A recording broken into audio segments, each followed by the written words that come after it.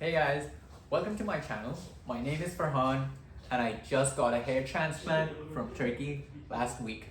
And in this video, I'm going to talk about two things that did not go right with my hair transplant. So let's talk about it.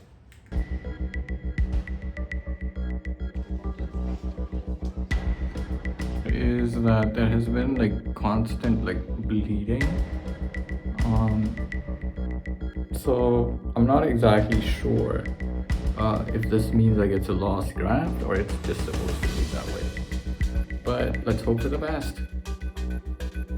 So before we get into the discussion about the two abnormalities that I saw with the process, let me just assure you by saying that the recovery is going fine. My grafts are, at least to me right now, they seem perfectly fine, and I'm completely hopeful that the results are going to be awesome and that the surgery was a great success. So no concerns there. What I did see for the two particular things that I want to talk about, the bleeding I thought was excessive in my case because there were a lot of people around me who were staying at the same hotel that I was interacting with on a daily basis who did not have that kind of bleeding. And the second thing was the swelling. The swelling came down right down to my face. This happened on the third or the fourth day, so it wasn't from the start, but I just did want to discuss about why that is a very important consideration and what things you should keep in mind to prevent that from happening. So let's talk about them one by one.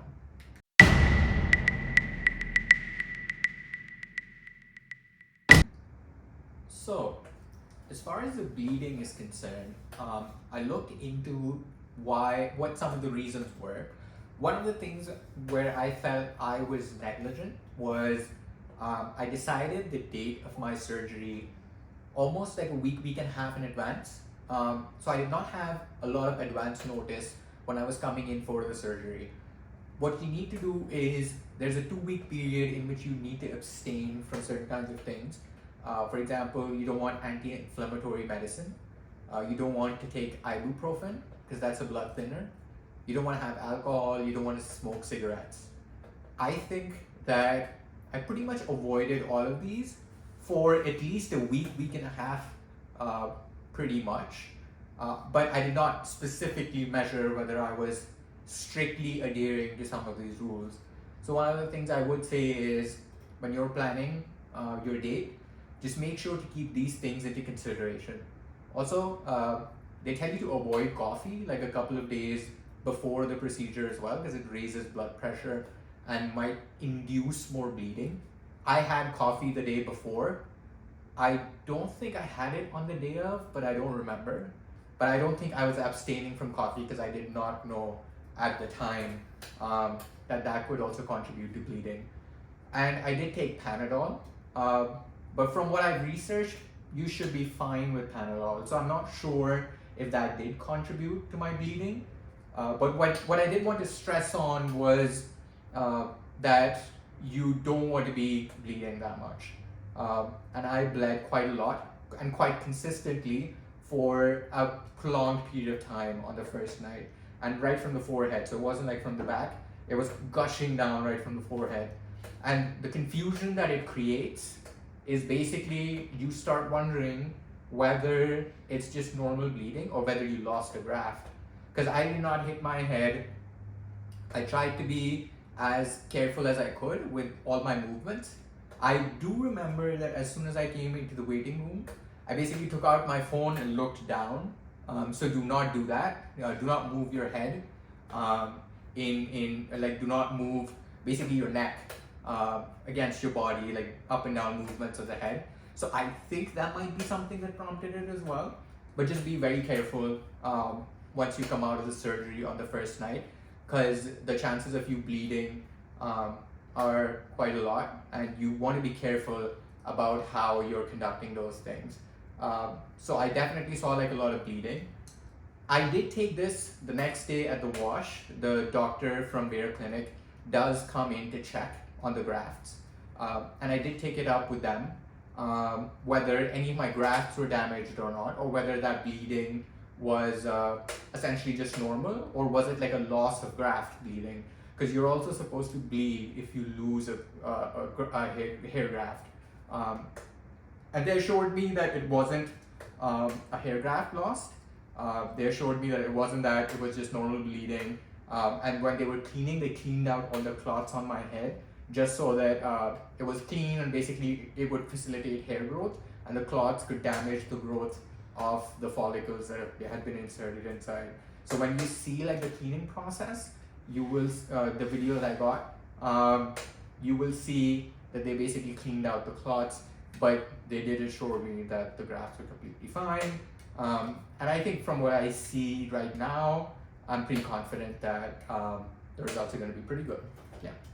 So, but just keep all of these things into consideration, because you don't want to be bleeding like that. It creates a lot of confusion, and your first night does not go well. So, yeah.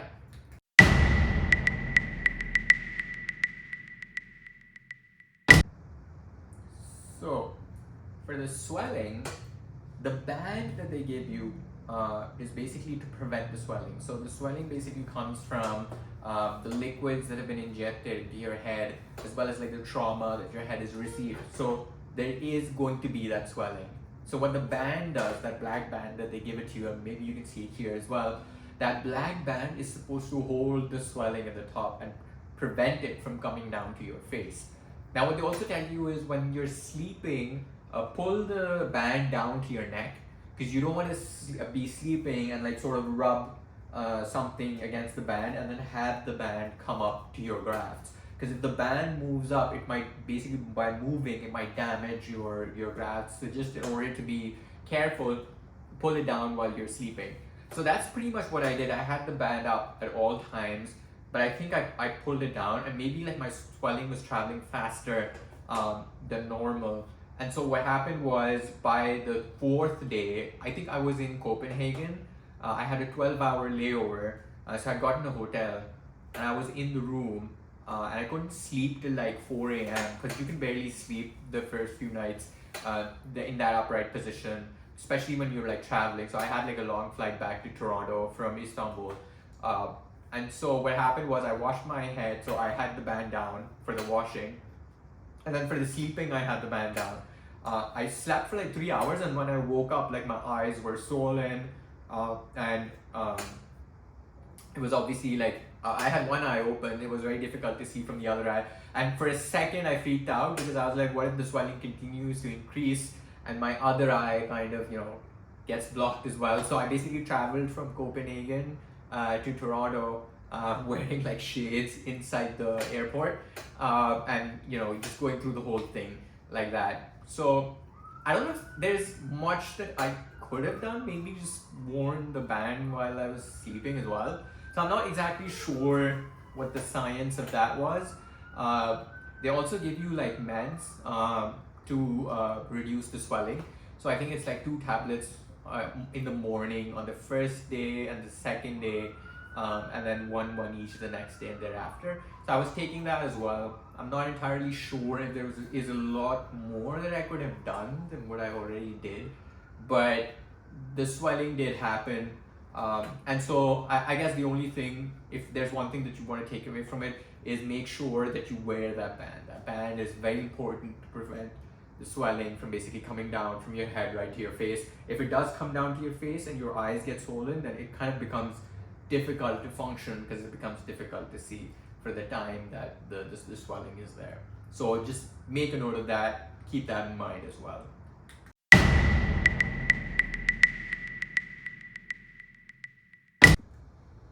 So if you watched the video up till this point, thank you so much for following this journey with me over the things that I felt went wrong with my experience. I can't pinpoint a particular reason as to why it happened. I've done some research and tried to figure out what the best possible explanation was.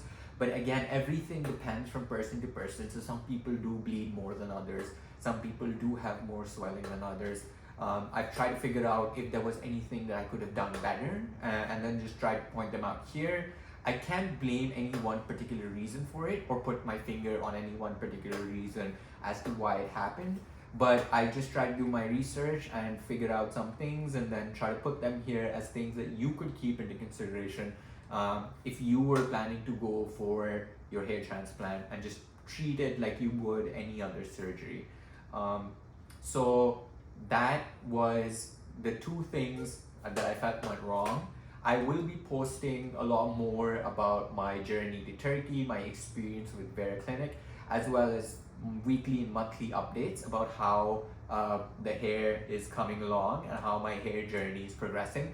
So I hope you follow along, like and subscribe, and hopefully I'll get to see more of you folks following along. Feel free to comment, say anything. If you have any questions, just put them down, and I'll try to follow up and find answers or share my experiences with you as best as I can.